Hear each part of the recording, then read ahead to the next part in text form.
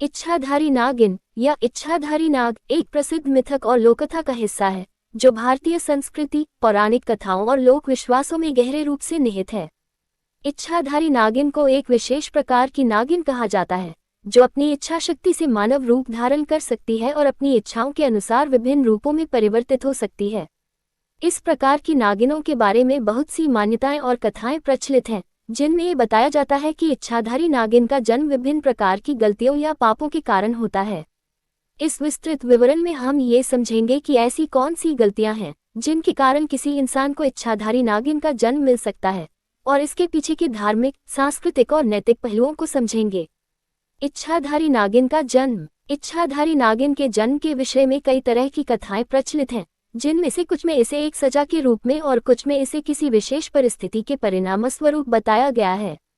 हिंदू धर्म, जैन धर्म और बौद्ध धर्म में नागों का बहुत महत्व है और नागों को अनेक शक्तियों से युक्त माना जाता है।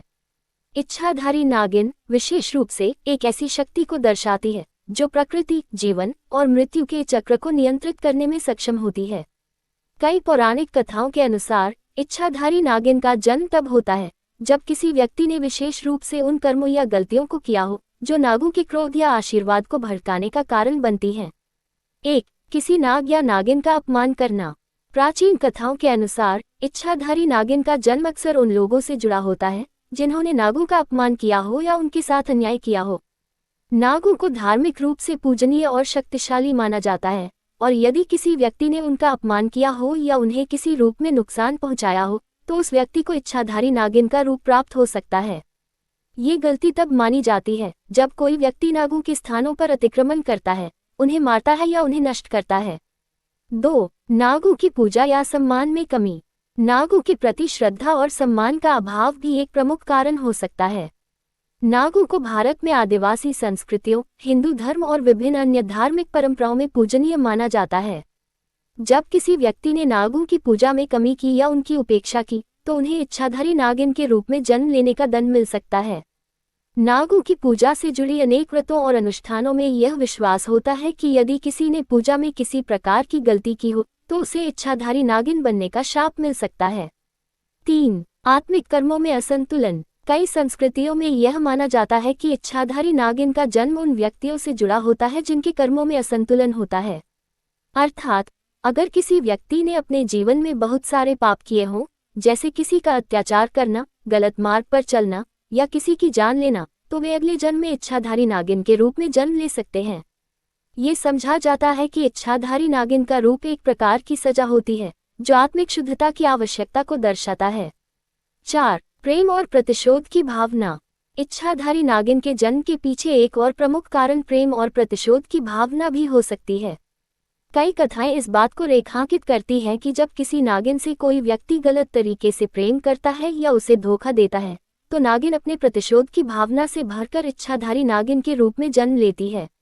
ऐसे में नागिन अपने प्रेमी या शत्रु को किसी प्रकार से सजा देने के लिए मानव रूप में परिवर्तित हो सकती है।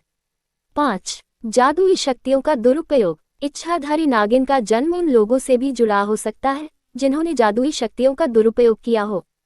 कुछ लोक कथाओं में ये भी कहा जाता है कि नागों के पास विशेष जादुई शक्तियां होती हैं, और यदि किसी व्यक्ति ने इन शक्तियों का गलत तरीके से उपयोग किया तो उसे इच्छाधारी नागिन का रूप मिल सकता है।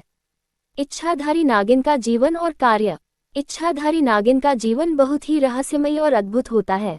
एक इच्छाधारी नागिन अपने रूप को बदलने की क्षमता रखती है और किसी भी व्यक्ति के सामने मानव रूप में आ सकती है। वह अपनी शक्तियों का उपयोग कर सकती है, लेकिन ये शक्तियां कभी कभी बहुत विनाशकारी भी हो सकती हैं, खासकर यदि वह प्रतिशोध लेने के लिए इनका उपयोग करती है। इसके अलावा इच्छाधारी नागिनें अक्सर अपनी शक्तियों के माध्यम से किसी न किसी उद्देश्य को पूरा करने के लिए मानव रूप में आकर अपने शिकार को भ्रमित करती हैं।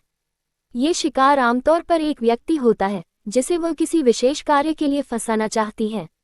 इच्छाधारी नागिन के शाप और मुक्ति के उपाय। यदि कोई व्यक्ति इच्छाधारी नागिन के शाप से मुक्त होना चाहता है तो उसे कई प्रकार के धार्मिक अनुष्ठानों और उपायों का पालन करना पड़ता है।